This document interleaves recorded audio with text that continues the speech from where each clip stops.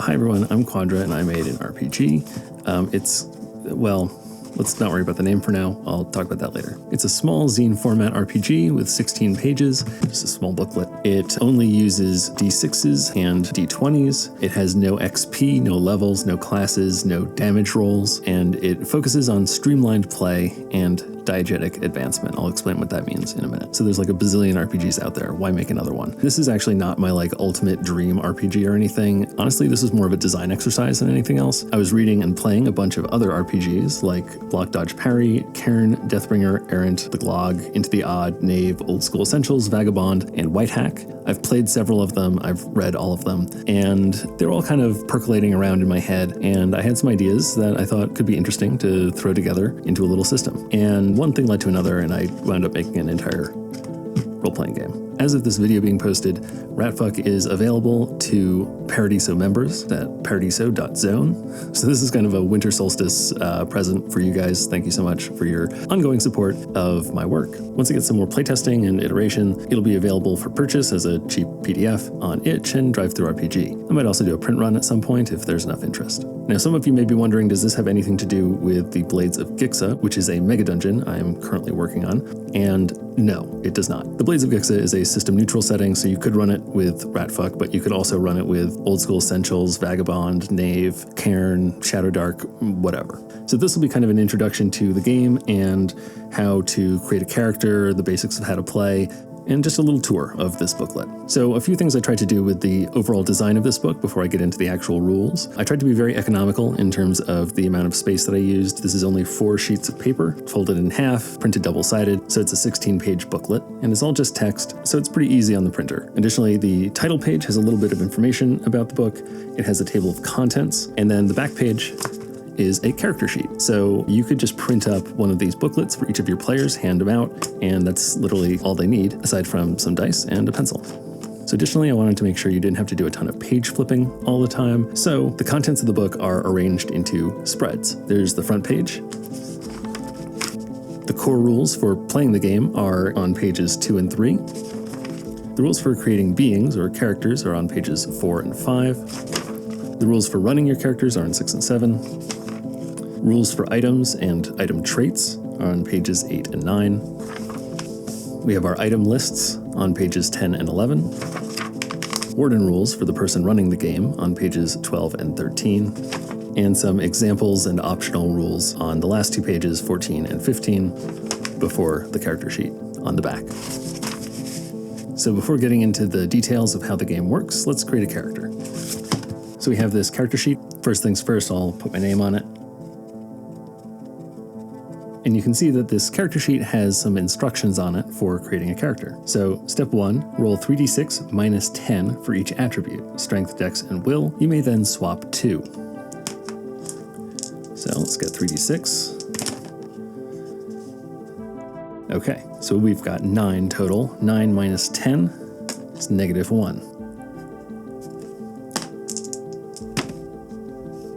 Okay, and I rolled 11, so 11 minus 10 is positive 1. Ooh. And here we have 16, really good roll. 16 minus 10 is plus 6. So now I can swap 2 of these if I want, and I'd rather have a little more strength, so I'm going to make this positive 1, and dexterity will be negative 1. Step 2. Inventory equals strength plus 6, minimum 6. So strength is 1, plus 6 is 7.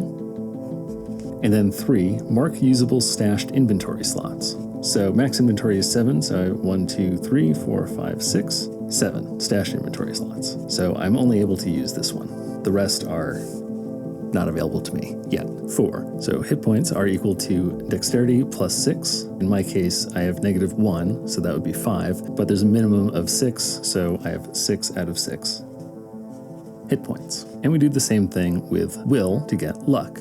Luck is will plus 6, minimum 6. So I actually start with 12 luck. The next step is rolling our background. So on the creating beings spread, we can see we roll d20 or pick 2 backgrounds. Let's roll. So we got a 10 and a 14. That's these two, monk or nun and scribe. All right, so we'll write these down as backgrounds. We've got a nun, scribe. So each of these backgrounds have items and skills or bonds associated with them. Each time you get one of these backgrounds, you pick one item and one skill or bond. Bonds are underlined. They work basically the same way as skills, but they're treated slightly differently. So for the nun, we could take a flail, a cask of ale, or prayer beads. I'm going to go with the flail. And for the scribe, we can take a sling, a scroll case, or quill and ink. I'll go for the scroll case. And then from each, we take a skill or bond. So I'll take languages from the scribe. And from the nun, I could take discipline as a skill or holy order. So if something in this list is underlined like this, it's a bond. Bonds are significant social connections. They can be used basically the same way as skills, but they should be a little more specific. So here we have holy order. We'll want to have like a name for that holy order. So I don't know, let's say she's a nun of the Order of Tiamat. Okay, next we add 1 ration and 1 torch to the inventory with 3 uses each. So let's do that.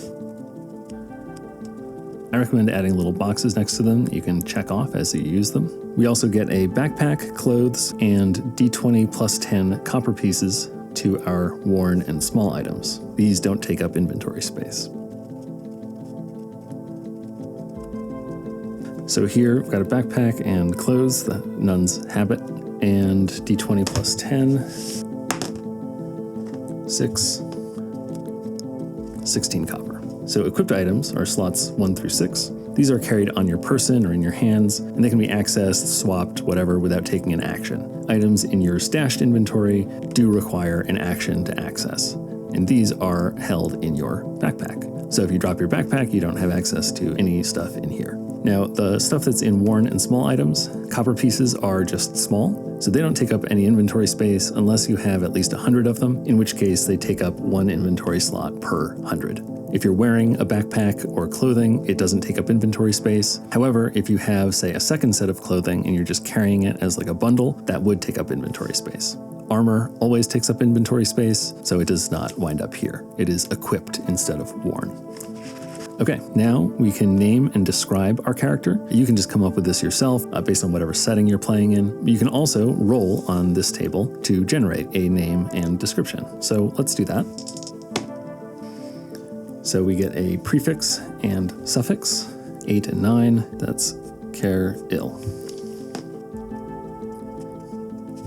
And then we roll again for stature and mean. So we get 15 and 12. So 15 thickset and 12 relaxed.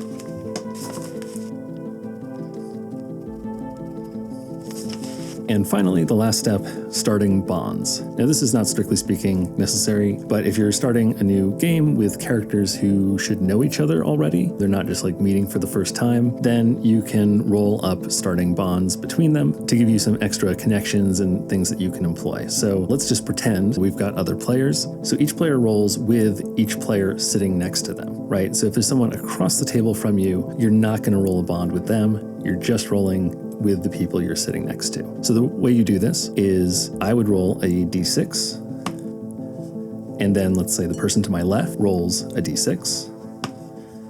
We add these together. 3 and 4 is 7, and that's traveling companions. This is going to be the most common one. We met on the road somewhere, we've been traveling together, that's pretty much it. When you get a bond, you should discuss and describe it with that player, so you're both on the same page about it, and then write it down on your character sheet under skills and bonds. So let's say the person next to us, let's roll some more character names.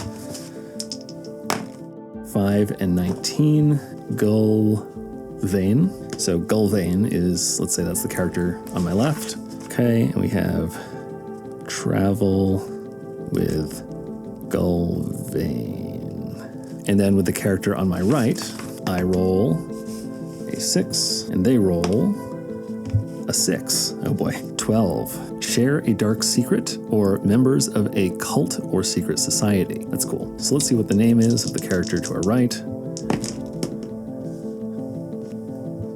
12 and 19. So that's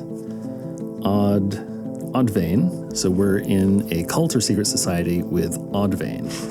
Maybe we discuss with the player, we're a nun of the Order of Tiamat, so maybe they were formerly in the Order. Or maybe there's a sort of clandestine secret society that is run within the Order of Tiamat, and Carol, the nun, is an agent of that secret society, and Oddvain is a lay member. So let's go with that one. Let's say within the Order of Tiamat is a dragon blood cult. Okay, so we've traveled with Gulvain, we are in a secret dragon blood cult with Oddvain, we're in the Order of Tiamat, and we are good with languages. And that's it. That's how you create a character. Now there are some optional rules, which we can also get into in the back. So optionally, you can also specify species. By default, the rule set assumes that everyone is human, but if you're running a setting with elves, dwarves, and so on, then you can use this to have player characters of different species. Basically, the way species works is they just act as an extra background, so they'll grant any special knowledge associated with that species. So like if you're an elf, maybe you know Elvish, maybe you know Elvish customs, that kind of thing. This does not grant any items or skills, but it does give you a starting ability.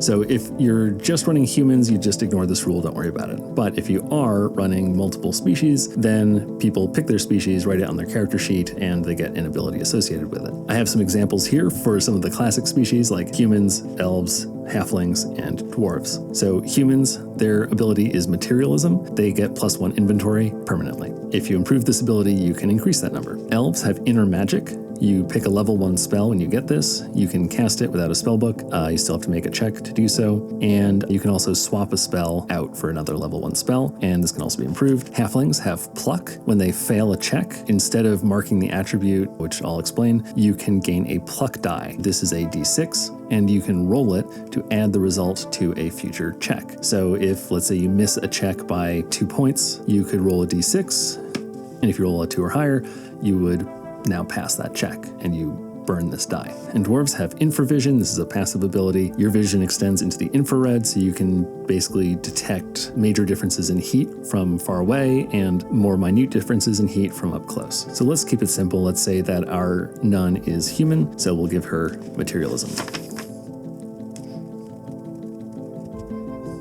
So that means our max inventory is now 8. So I can mark this.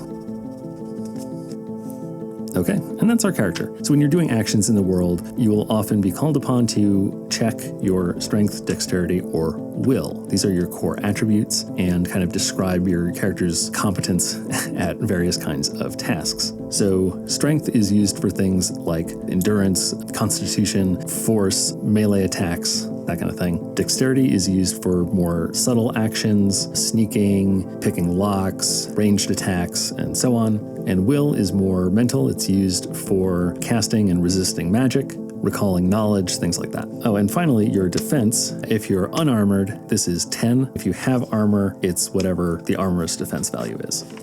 So if we go to our item lists, we can see various armors here, and cloth armor, for example, is 11 defense. Now, we don't have any armor currently, so let's just leave it at 10. So that's our character. Carol, the thick-set, relaxed nun, who is a materialist human, knows about languages, is in the Order of Tiamat, is a traveling buddy with Gulvain, and in a secret cult with Oddvain. So, how would we play with this character?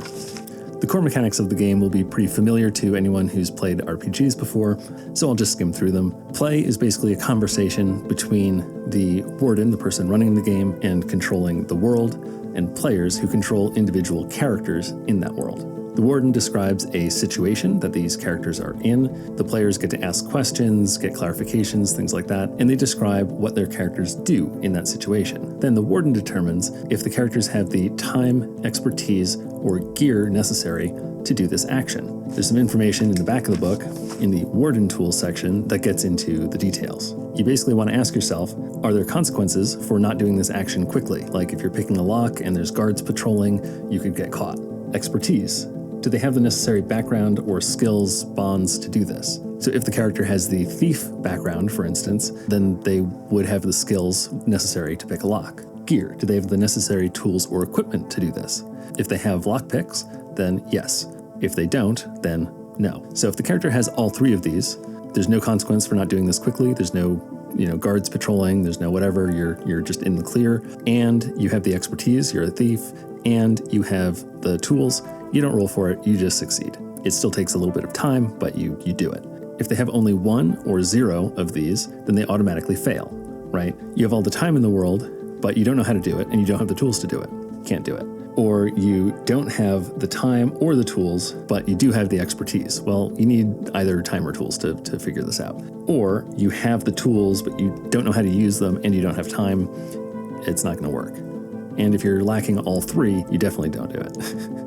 So if you have 2 of the 3, you make a check to find out what happens. The Warden will tell you if you want to roll strength, dex, or will, depending on the type of action you're trying to do. So to make the check, you roll a d20 plus your attribute, and you're trying to hit a difficulty set by the Warden. Now the Warden should communicate this difficulty openly before you make the roll. 5 is easy, 10 is normal, 15 is hard or a specialized task, and 20 or higher is elite or nearly impossible for normal people. So let's say I wanted to, sneak by someone. That would be a dexterity roll. I have -1 to dexterity, not great. But let's say that this is an average task. So the difficulty is 10. So I rolled a 3. 3 plus -1 is 2, so I fail by quite a lot. Now this will result in the situation getting worse, right? The guard sees me and yells out, who goes there? But there is a silver lining, which is every time you fail a roll, you mark the attribute that failed. That's what these little circles are for underneath the attributes. Once you fill up all 10 circles, you raise the attribute by 1 and you erase all of them. So it's always 10 circles, but if you have a bad stat like this, you're gonna fail more rolls. So this will fill up quicker. My will is probably not going to improve anytime soon because many more of my will rolls will be successes.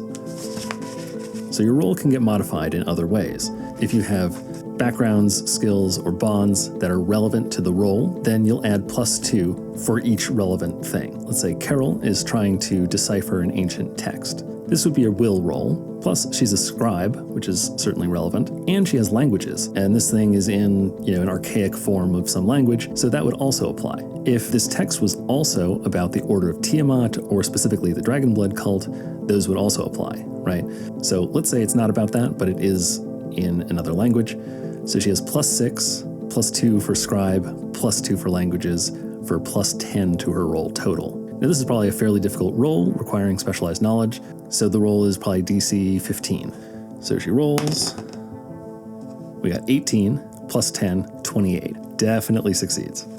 Critical rolls. So when you make a check, a 20 is always a critical success, and a 1 is always a critical failure, no matter what the modifiers would end up being. If you get a 20, you get to pick one. You can add d6 to a numerical result. So let's say you're rolling to attack someone, you can add d6 damage to the attack.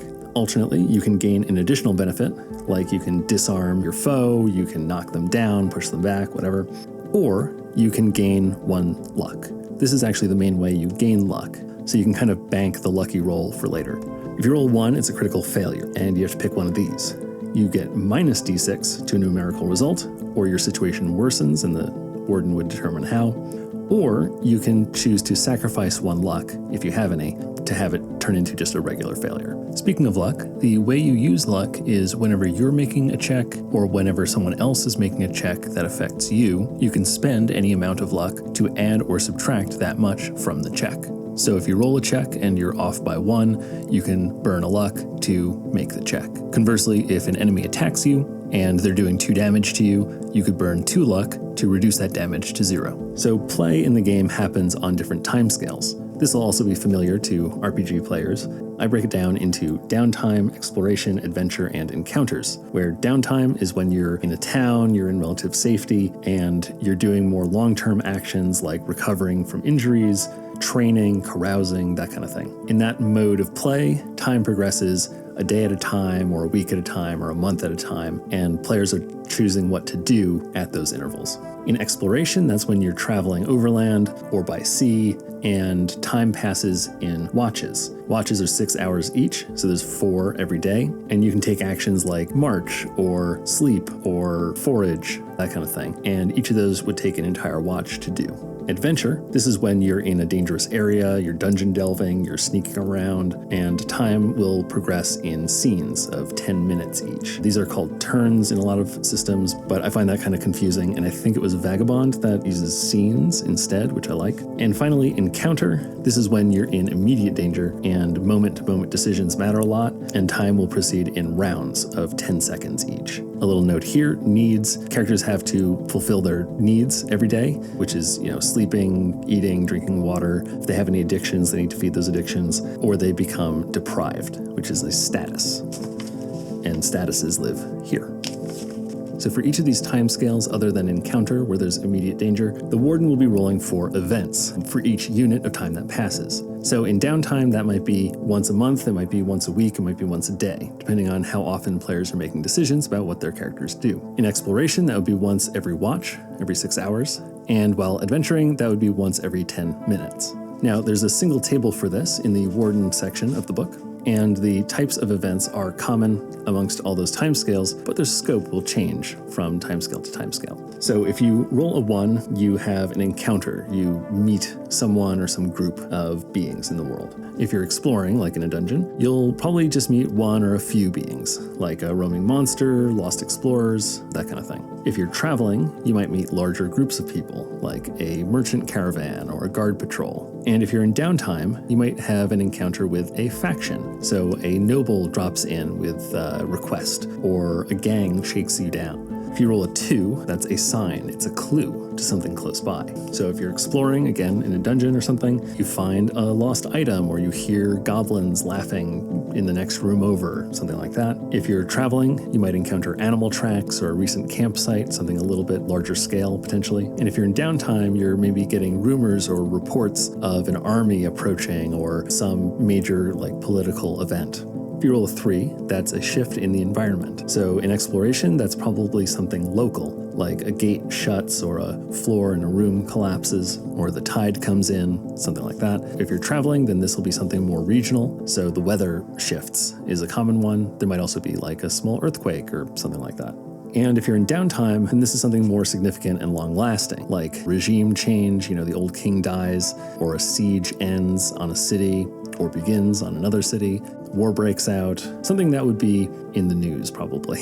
If you roll a 4, that's loss, depleting a resource of some kind. So if you're in exploration, then it's a resource relevant to exploration. So this is usually going to be light. Torches burn out, oil gets used up, that kind of thing. If you're traveling, then it should be a resource relevant to traveling. So some of your rations go bad, or one of the wheels on your cart breaks and you need to repair it, that kind of thing. And if it's in downtime, then this is something more large scale and significant. So it might be really broad, like a famine, and now there's a shortage of food for everybody. Or it could be something more specific to the party, like their safe house gets robbed and a bunch of their treasure is stolen. And now they need to find out who did it and how to get their stuff back. And that's a quest hook. 5 is exhaustion. The characters become tired, and in exploration or travel, they do nothing for 1 unit of time. So that's a scene or a watch, or else they become deprived. So if they still are like, no, we got to push ahead, we got to keep going, then they gain the deprived status, which they'll keep until they rest. If they're in downtime, any kind of projects that they're working on basically just don't make any progress, except for resting and recuperation.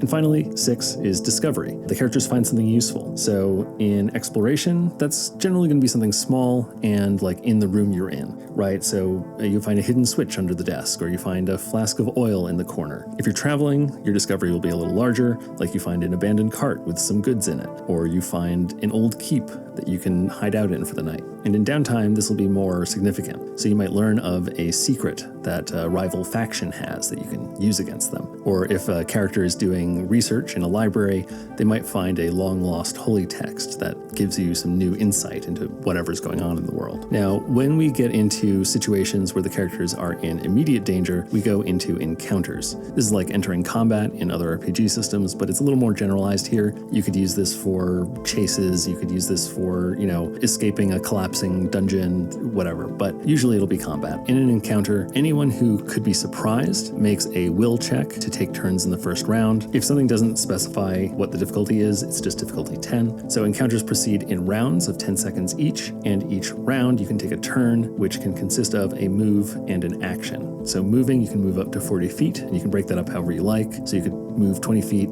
take an action, move another 20 feet. And then with actions, you can do lots of stuff. You can attack, you can rush to double your movement speed, you can retrieve a stashed object from your stashed inventory, you can cast a spell, you can do any quick, simple task. So, flipping a switch, closing a door, whatever. So attacks are actions that you take during your turn in a round, and they're resolved with checks, right? So if you're trying to accomplish something, like climb a sheer wall, you might make a dex check. If you're attacking someone, you make a check with whatever attribute your weapon specifies.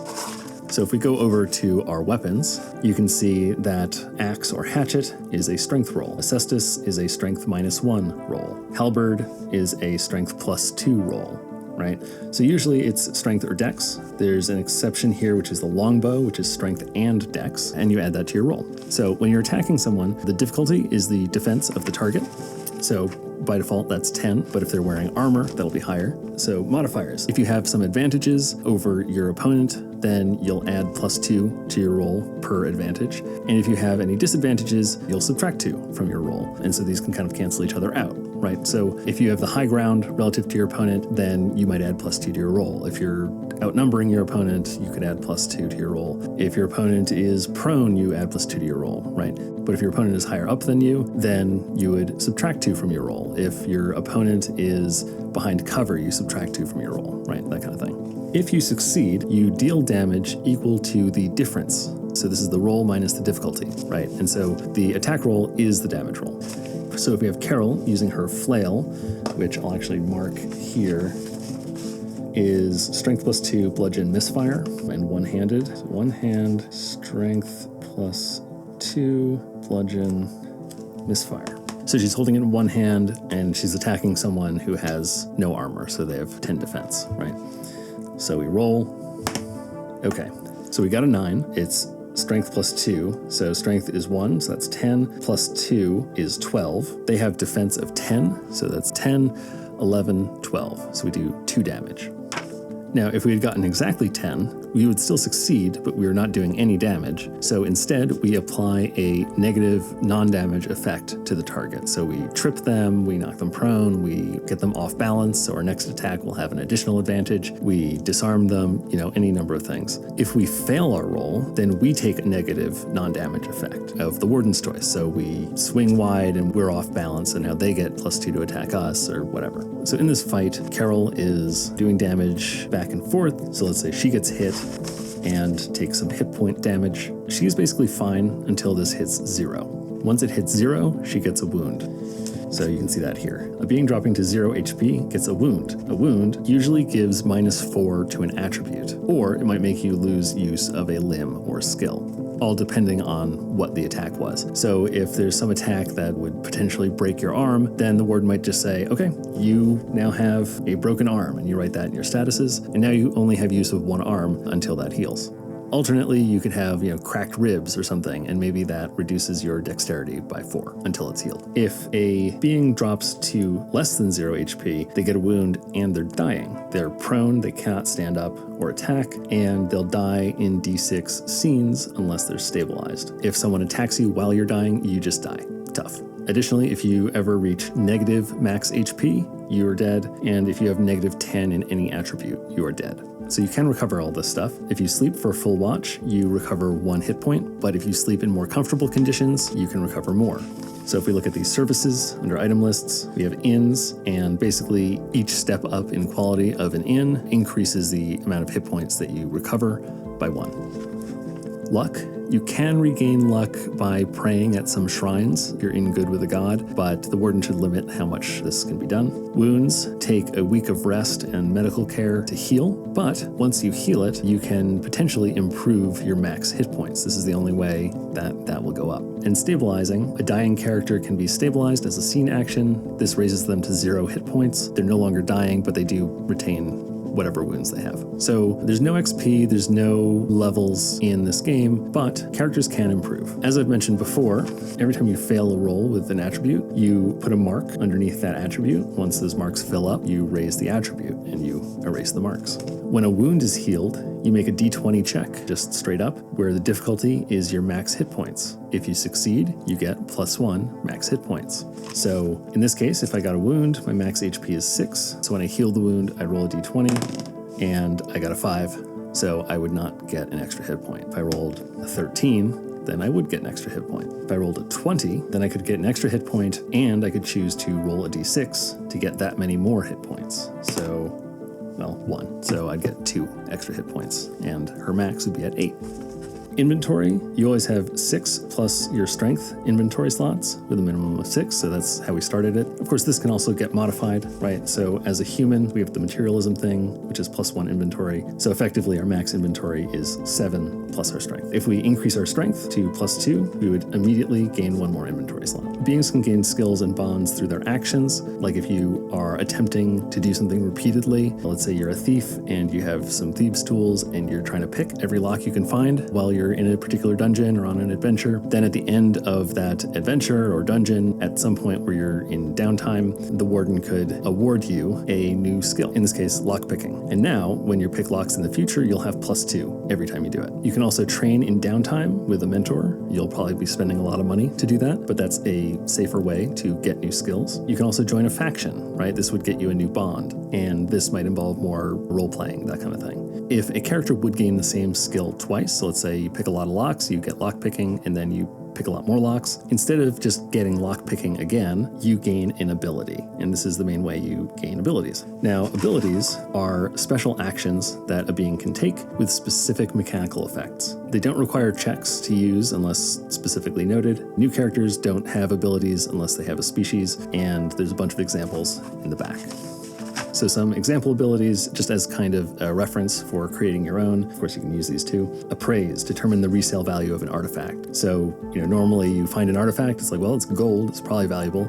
You bring it back to town, you show it to some antiquarian, and you find out how much they might be willing to pay for it. Here on the spot, when you first pick it up, you could appraise it. Some are more passive abilities, but some are more active, like alchemy. With an alchemy kit, a vessel, and a reagent from a freshly slain monster or magical plant, you can make a will check to craft a potion that reproduces one of the monster or plant's abilities or properties. Another one that's longer term, polyglot. You can learn a new language in D6 divided by 2 months of study. Whenever you're dividing like that, you round up. So a bunch of stuff like this, these get added here in your abilities, and these just broaden the scope of what you can do in the world. So then we have magic. So by default, beings can cast magic from spellbooks or grimoires.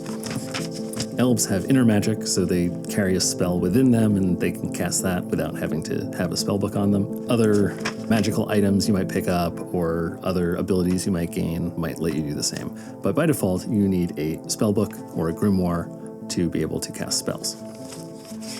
So a spellbook holds up to 4 levels worth of spells, and you need to have 2 hands free to use it. So this could be 4 level 1 spells, it could be 1 level 4 spell, it could be 2 level 2 spells, whatever combination, but they add up to 4. A grimoire, you also need 2 hands to use it, but it's also bulky, so it takes up 2 inventory spaces. It holds up to 9 levels worth of spells. So this could have a single level 9 spell in it, or it could have a level 4 and a level 5 spell, or a level 5 spell and 4 level 1 spells, whatever combination you want.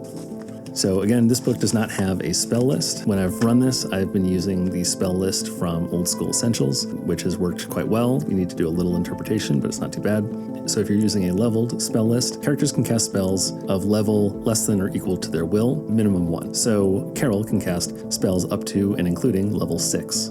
If you have a character with 1 or less will, they can only cast level 1 spells. If you have a character with 9 will, they can cast level 9 spells. But casting takes a full turn, which means the caster may not move in the round they cast. To cast, you make a will check with difficulty equal to 10 plus the spell's level. So if you're casting a level 1 spell, it's got difficulty 11. If you're casting a level 9 spell, it has difficulty 19. If you fail, you miscast it. It doesn't go off properly, and the warden picks a negative effect proportional to the spell, which may be in the form of damage to the caster. don't miscast power word kill. Or the caster can choose to lose will equal to the difference. So if, as Carol, you're trying to cast a 5th level spell, and you roll a 6, the difficulty for a 5th level spell is 5 plus 10, 15. You rolled a 6 plus 6 is 12, so that's a failure. Now, to prevent adverse effects from affecting her or her friends, she could voluntarily lose will to contain the effects of that spell. And the amount she would lose is the difference, right? So she rolled 12, 13, 14, 15, so she would lose 3 points of will. Now, these can be recovered. This is basically a wound and takes a week to recover. All right, we get into the items now. Most items are one-handed, some larger ones are two-handed. Some weapons are versatile, which means you can hold them one or two-handed, and if they're held two-handed, that counts as an advantage. They get +2 on attack rolls. There's some special rules for weapons. So if you're dual-wielding weapons, you have 2 one-handed weapons, you're attacking both of them. You make attack rolls for both of them, but you only pick one to actually use. Improvised weapons use strength -2, so if you pick up a chair and hit someone with it, you're rolling strength -2, and they break after a successful hit. Melee weapons can only be used when in melee, which is within 5 feet of a foe. Ranged weapons can only be used out of melee, and you have to have a quiver or ammo pouch to use them. Melee weapons with throw don't require this, right? Because you're just throwing the weapon. Shooting into melee, you pick your target randomly. We don't track ammunition directly, and I didn't want to use usage dice, so I have a very simple system. If at the end of an encounter, you've fired no shots or you've only fired 1 shot, then that has no effect on your ammunition. If you fire 2 or more shots, then you mark 1 use of the ammunition. So if you fire 2 shots or if you fire 20 shots, you just mark it once. Currency and rarity. So this game does have currency, but it also kind of abstracts costs and rarities using those denominations. I'll explain. So currency is copper, silver, gold, and platinum. Each is worth 10 times the one preceding it, right? So 1,000 copper is 100 silver. 100 silver is the same as 10 gold. 10 gold is the same as 1 platinum. And these are also used to rate rarity. So items, retainers, services, and coins of a given rating are only reliably found in settlements of that rating or higher. So copper settlements are villages with populations in the 10s to low hundreds. Silver are towns, populations in the hundreds. Gold are cities, populations in the thousands. And platinum are capital cities, populations in the tens or even hundreds of thousands. So you'll see here that items have a rarity: copper, silver, gold, platinum. And those are only reliably found in settlements of that rating or higher. So if you're looking for a copper item, you can find that anywhere. If you're looking for a silver item, you can find that reliably in towns, cities, and capitals, but less reliably in villages. You might still find it, but you might have to have it specially made for you, or it might not be available. Additionally, in villages, you'll find unskilled and apprentice workers as hirelings. In towns, you'll more reliably find skilled or journeyman retainers. In cities, you'll find elite soldiers and master craftsfolk, that kind of thing. And then in capitals, you'll find legends, heroes, people who are, at the apex of whatever it is that they do. So for costs, you'll notice that items don't actually have a price listed anywhere. Instead, they have C for copper, S for silver, G for gold, P for platinum, and in some cases, you'll see a multiplier next to them, which, just multiplies the price by that amount. So items cost about 5 coins of their rarity per word in their name. This might sound a little silly, but in general, the more specific the item is, the more valuable it's likely to be. Certain words like silvered or shoddy or ornate might raise or lower the rarity of the item, right? So if you have a, let's say, sword, which is a silver item, you might not reliably find that in a village. But if you're looking for a shoddy sword that's not very good, maybe you do find that in a village. But, maybe it has strength -1 instead of strength. On the other hand, if you wanted a silvered sword, that would probably turn into a gold item, and even in a town, you wouldn't necessarily be able to find it. So if we look at some of this stuff, like a halberd is a silver item, so that would cost 5 silver pieces or 50 copper pieces. Or we can look at rations, right? Rations are copper, so they cost 5 coppers. But if you wanted something more specific, like pemmican rations or something like that, that maybe, keep better, you can do that. Instead of costing 5 copper, it costs 10 copper. If you want clothing that is, noble in quality, that's going to be gold. But if you want, let's say, a purple velvet ball gown, then you're paying 15 gold instead of 5 gold. You get it.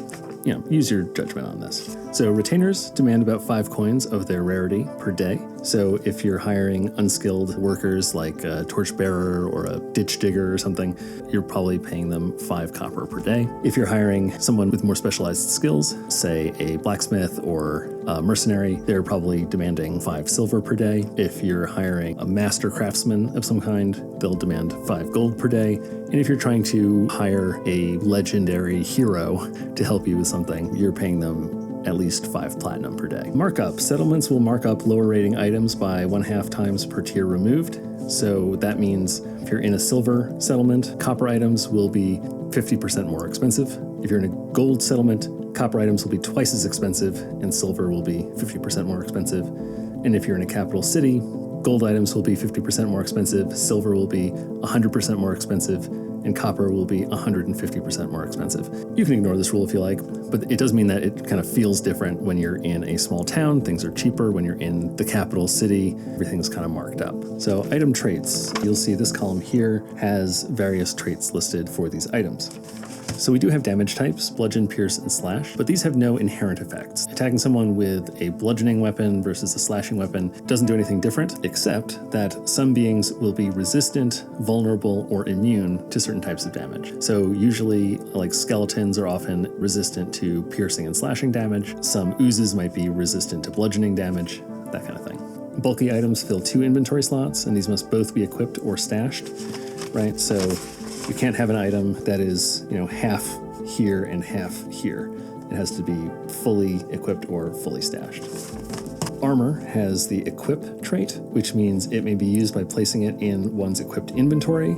These still use inventory slots. So if we look at armor here, they'll have equip. So if we were to give Carol some leather armor, that would give her a defense of 12, and we'd write leather armor here. As long as it's equipped, she has that defense. If she were to take off the leather armor and stash it, then her defense would go back down to 10. The flail is one-handed, you roll strength +2, it does bludgeoning damage, and it has misfire. So misfire is mostly used for firearms, like the arquebus and the flintlock pistol. However, a flail is pretty hard to use, so it also has misfire.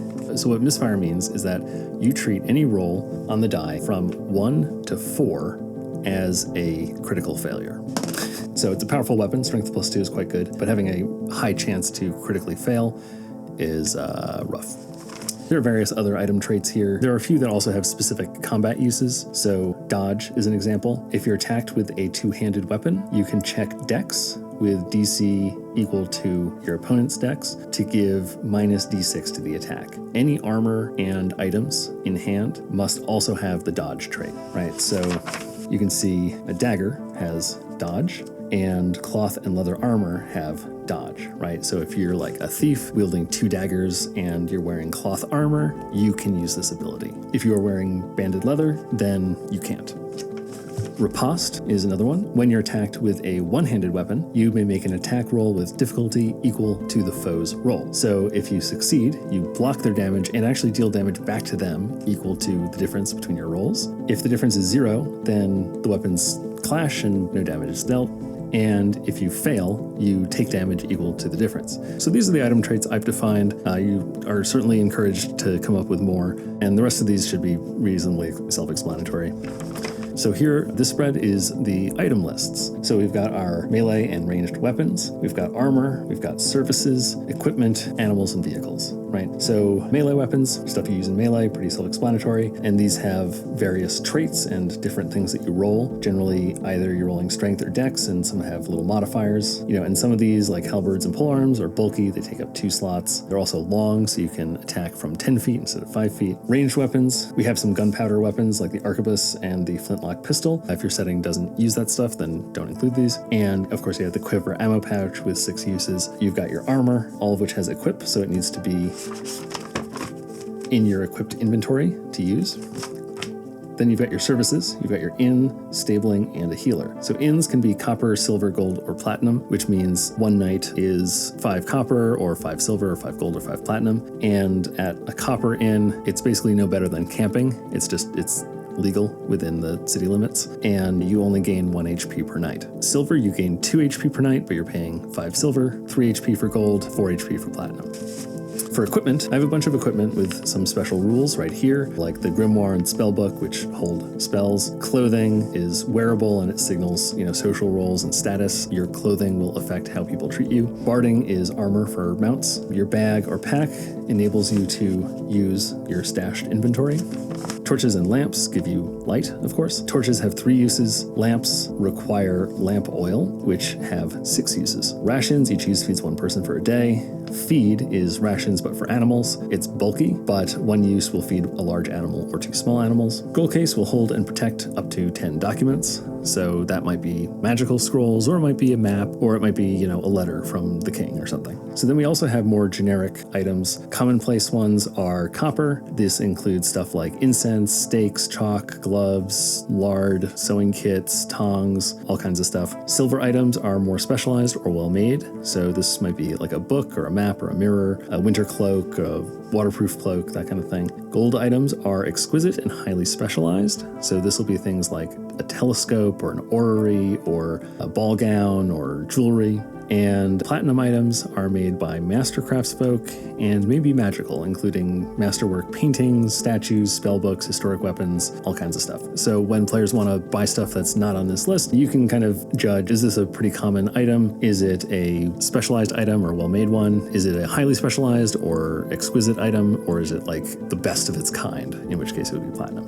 And then we have animals and vehicles. So you can have small livestock, you can have various mounts. So usually a horse, but it could be a pony, it could be a camel, a chocobo, whatever. A war mount, it's like a mount, but it's also trained to ride into battle. Normal mounts won't do that. Pets will follow you and try to protect you. Pack animals are big, they can carry more inventory. Some might be rideable. A cart is generally pulled by a pack animal. A wagon is pulled by more than one. Kayaks are aquatic and they move quickly, but they only have 1 person in them.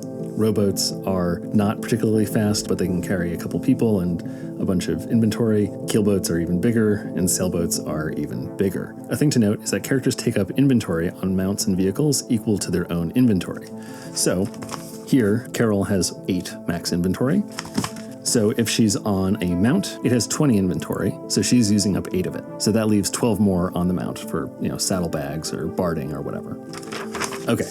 So we've referred to this section a few times before, but this is the Warden tools section. The Warden will probably be referring to this area a bit more often, and it has guidance on when to call for checks, which attributes to check, events, reactions. This is pretty standard stuff. If the players encounter some beings and you don't know if they're going to be friendly or hostile, you can just roll on this table to find out. Morale, if you're fighting enemies and one of them dies, or a bunch of them die, or their leader dies, or whatever, they'll have to make morale checks to stay in the fight, or they might flee or surrender. Target the unlucky. If you're not sure which character a foe, trap, or hazard should target, get the one with the least luck. Makes sense? Conversions. This is just a little guide for how to take stuff from more traditional RPGs that have 6 attributes and saving throws and monsters that have certain stat blocks, and convert them to be used in this system. And then we have complex tasks. So if characters are facing a more complex challenge that has potentially time-consuming steps, this is just a simple mechanism for resolving that. So for a complex task, let's say you're in exploration and you're holed up in a keep somewhere and you're trying to block the door, build a barricade as some marauders are approaching, right? So you could break that down into 2 tasks: finding junk to build the barricade with and actually building the barricade. And each time you roll the die, let's say finding the stuff is a simple task, so it's a DC 5. So Carol, if she's rolling dexterity, then she rolls 11 on a DC 5, so 6, 7, 8, 9, 10, 11, 6 points, 6 damage to this. She finds the stuff in 10 minutes. Then to actually build the barricade, let's say this is a normal task, DC 10, again, dexterity, and she rolls a 4. She fails, so she'd make another mark by the attribute, and the situation would get worse somehow. So the marauders have now noticed that she's there trying to build this barricade. All right, so she tries again. Cool, 17. So 17 minus 1 is 16, and the DC is 10. So she does 6 points, which takes this one out. And she has built the barricade, and now the marauders show up and they're at the barricaded door, so they're slowed down. And that's that task.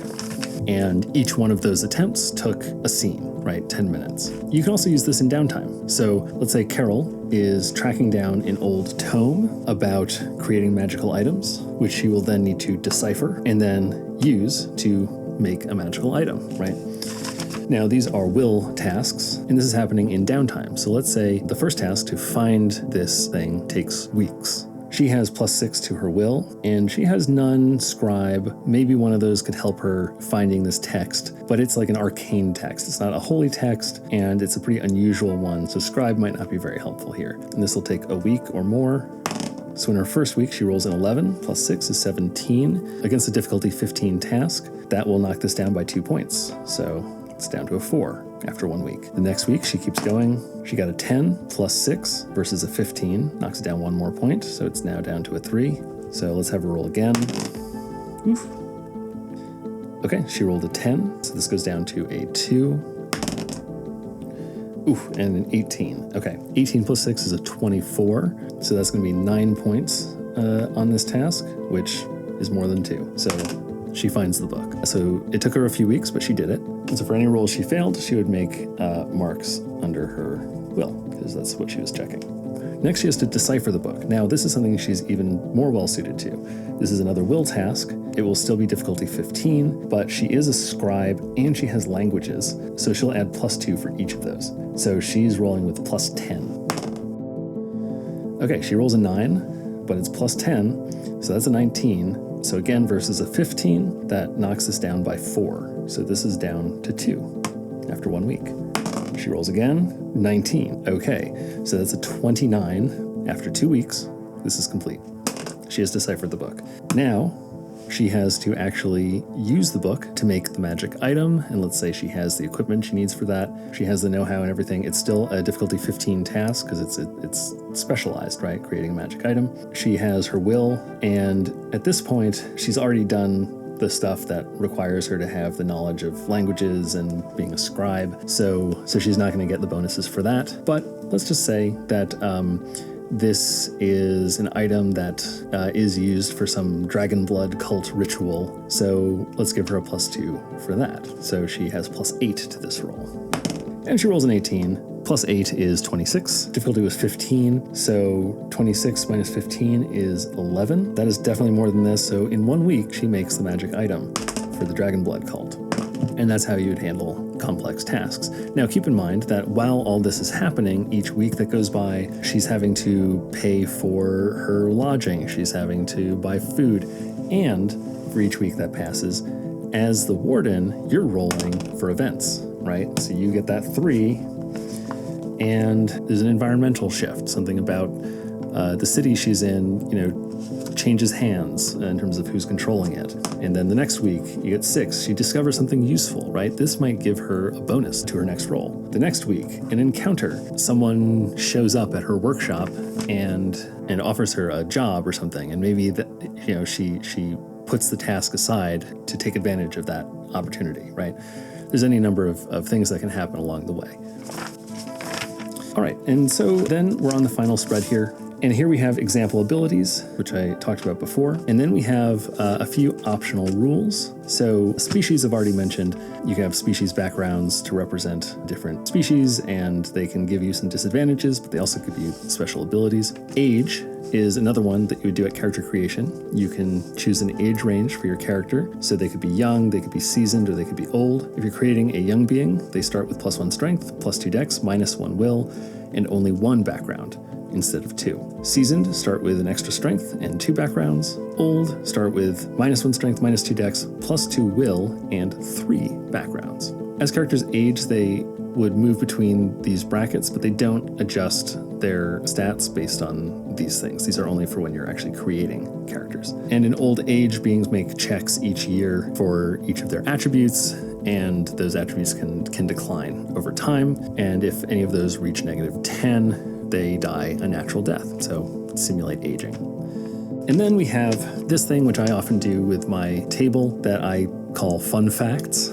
And it's a little silly, but at the beginning of each session, I ask each player at the table for a little fact about their character. It doesn't need to be relevant to the situation. It can be if they want, but it's something about that character that they maybe divulge when talking to the other characters, right? So it might be about their mental state, it could be about their past, their history. I'm not asking for your 20-page backstory here. I want something that's just a simple statement. Regardless of how they convey this, if it's in character or not, treat it as if it was like discussed between the characters, as if, around a campfire or while they're exploring, they're, chatting. And then as the warden, you can award 1 luck to each character who does this, just as a nice way to keep luck from fully draining out all the time. And there's a few reasons you might want to do this. One is it's kind of a ritual that signals to everyone, okay, we're starting play now. Another is it's a kind of nice way to slowly get some character development. It's stuff that you as the warden should note down and potentially use in future sessions. And then finally, it's a way for the players to kind of get back into their characters' heads, right? So when they're coming back to the table, this is a way to kind of prompt them to get back into the mindset of, I'm playing this character. And yeah, that's the game. It's called Ratfuck, so I'm not entirely sure about this name. The reason I called it Ratfuck is because looking at a bunch of these other games out there, you've got Errant, Knave, Vagabond. There's a kind of naming convention of, calling the player characters these terms that are like being a scoundrel. Right. And so I was like, okay, what if I stayed in that tradition, but just gave it like a really obnoxious name? So Ratfuck, as in like that dirty rat fuck who's, raiding my tomb. I don't know. Maybe it should be called something else, but that's what it's called for now. So I'm still working on this. I've playtested this a few times. I've iterated it a little bit. This is an early version I'm giving to Paradiso members as a little solstice gift. And if you want to become a member at paradiso.zone, you'll get a copy of this as well. Once I've tested it and iterated on it a bit more, I will also make it available for purchase, pretty cheap, as a PDF on DriveThruRPG and itch.io. But if you'd like to support the work that I do, the videos that I make, the games that I make, the settings and crafts and all the other stuff, consider becoming a member at paradiso.zone. You can get the newsletter for free. I'm not a prolific newsletter sender, so it's not going to flood your inbox. And if you become a paid member, you get a bunch of cool stuff, like advanced copies of things that I make, like this. All right, I will see you later. Thanks so much for watching, you rat fucks, and happy holidays.